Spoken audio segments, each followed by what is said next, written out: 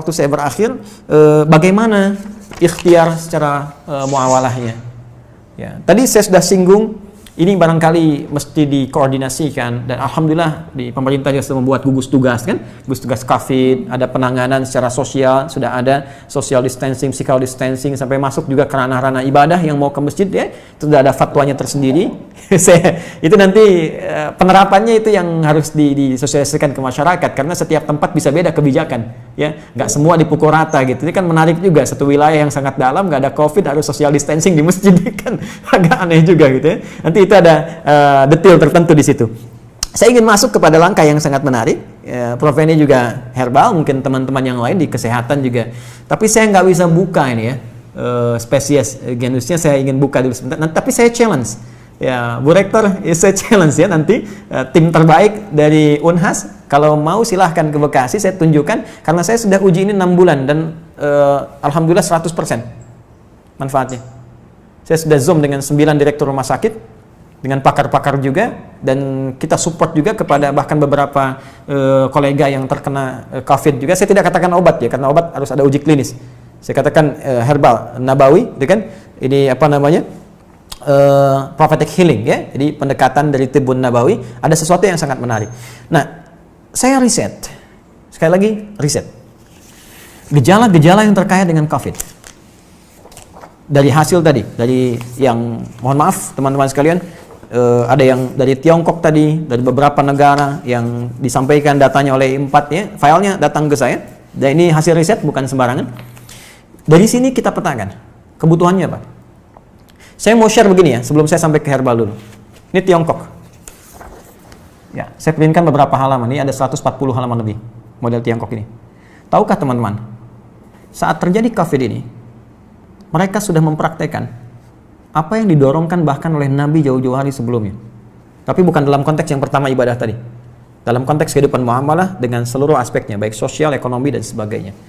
Saat terjadi ini, itu saya baca di laporan ini, pemerintah Tiongkok sudah mengumpulkan seluruh ahli medis dan herbal untuk berkumpul mengatasi, dulu masih epidemi di Wuhan. Mereka kumpulkan semua alternatif. Dan yang paling dahsyat, rahmat yang diisyaratkan Nabi, yang bisa berlaku di konteks muamalah, bisa masuk ke ekonomi, bisa masuk ke ranah sosial, itu mereka praktekkan. Mereka riset apa yang dibutuhkan untuk mengatasi wabah ini. Apa saja yang dibutuhkan. Lalu mereka minta ke dunia-dunia luar, dan dunia luar ya luar biasa dengan itikat baiknya. Ada yang nyumbang APD, nyumbang macam-macam. Mereka sudah petakan, oh ini kebutuhannya. Dan sudah dilihat, ini satu hal yang dirasakan akan banyak menyebar. Karena dalam skala global, termasuk khususnya dalam politik global, ini kan isunya luas. Dengan 3 tipe itu, kan? Ada yang versi Amerika, versi Israel, ada yang versi Cina-nya, kan? Artinya ini kan sudah menyebar, dan mereka sudah lihat. Artinya apa? Potensi dari segi muamalahnya, karena ini kan sisi agamanya kosong gitu kan, dalam tanda petik minim lah, dia tarik sisi ekonominya saja. Bahkan dari tim mereka punya tim khusus yang dalam bidang ekonomi untuk memetakan ada ribuan list yang mungkin bisa dimanfaatkan dengan situasi pandemi ini. Ini bikin APD, ini bikin kits, bikin ini, bikin itu, bikin sampai puncaknya vaksin. Dan mereka sudah prediksi. Akhirnya dari luar ditarik nyumbang ke sana, ketika di luar merasakan sudah mulai terkena dan kesulitan untuk itu, mereka ekspor. Saya beri contoh gini ya. Kami punya kelas riset. Kelas riset ini basicnya Al-Quran dan Hadis. Ada 5 kelas utama. Di antara 5 kelas itu nanti ada kelas pengusaha, ya, ada kelas dunia kesehatan. Kami tergabung dengan 400 dokter. Ya, ada nakes ya, dan macam-macam. Itu belajar semua kurikulum dari Al-Quran dan Hadis sesuai spesialisasinya. Jadi kalau dokter mata, apa kurikulum mata di Al-Quran, kita turunkan dalam pembelajaran. Ya, dokter gigi, dokter ini macam-macam, termasuk kaitan dengan apa yang kita kaji. Saya riset dengan teman-teman yang di dunia usaha. Ini akan ada kebutuhan APD, masker dan sebagainya. Sampai kami buat standar yang nanti akan ditetapkan nih oleh pemerintah. Ini standar APD. APD yang tersebar di Indonesia itu pionir pertama yang riset di antara kami. Ya, ini yang versi pemerintah untuk distandarkan. Ya, face shield, kita buat face shield, masker. Tahu nggak teman-teman, Prof?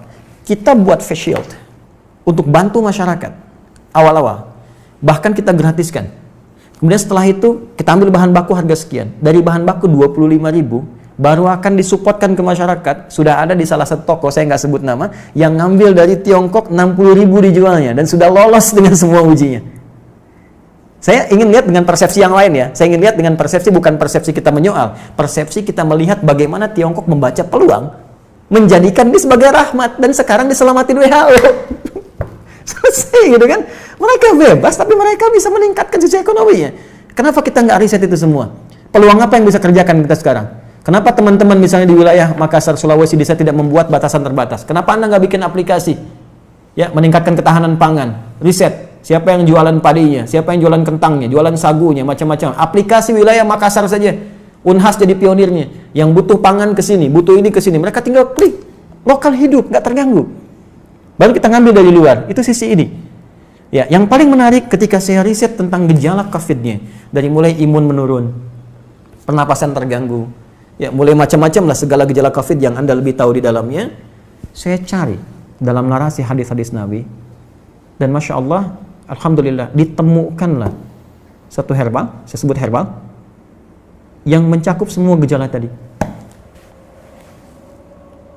Dan itu, dunia internasional pun belum masuk ke situ. Belum ada kesadaran itu gitu. Ya, saya cek kemudian, di Indonesia nggak ditemukan materinya. Ini hanya ada di 2 tempat di dunia. Dan zaman Nabi sudah dipraktikkan.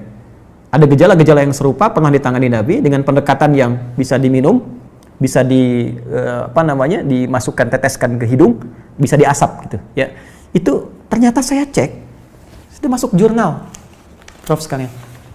Ini materinya udah ada di jurnal, ya jurnal-jurnal ilmiah internasional.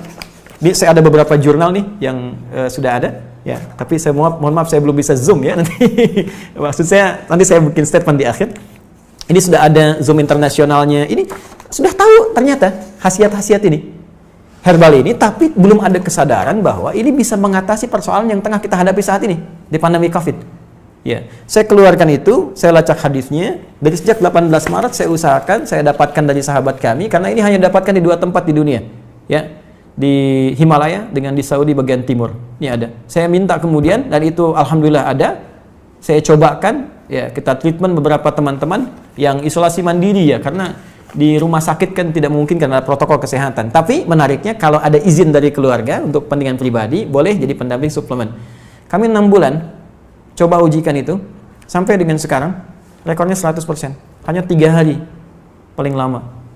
Ya, yang terkait dengan COVID ini saya tidak mengatakan obat ya. Kalau enggak besok nanti saya diundang.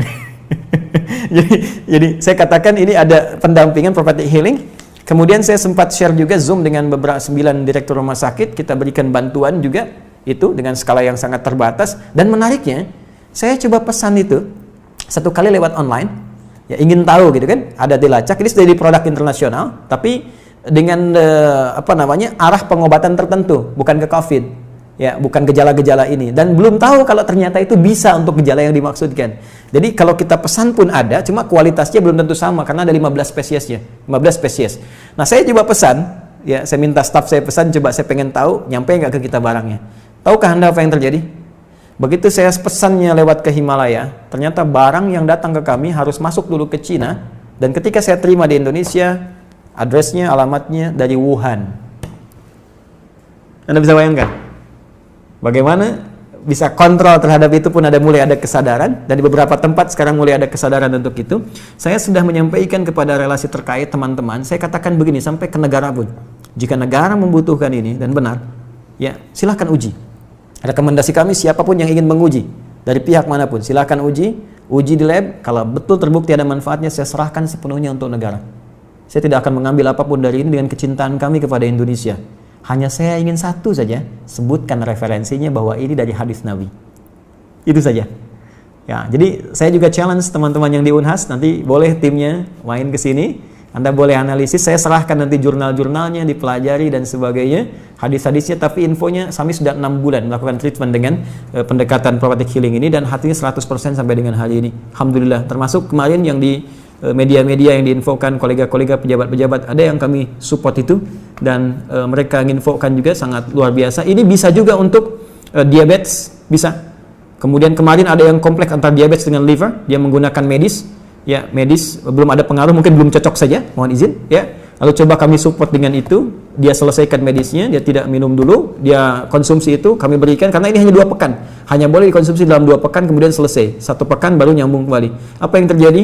Hanya dalam 3 hari, terjadi pemulihan yang sangat luar biasa, dia sudah bisa ke masjid, sudah beraktivitas, dan sudah normal kembali. Saya ingin katakan begini, betapa ini rahmat untuk kita dalam aspek muamalah. Kita bisa terbuka, bangsa kita bisa lebih kreatif, bikin APD, bikin peluang, bikin macam-macam. Semua sifat makro dalam bernegara itu bisa kita dudukan di sini.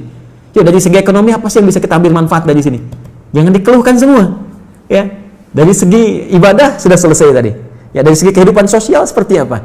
Ada banyak hikmah yang bisa kita gali. Silaturahim, penguatan di keluarga, ya, penguatan di kampus dan sebagainya, dan tentunya teraplikasikannya nilai-nilai kebangsaan dengan nilai yang lebih luas.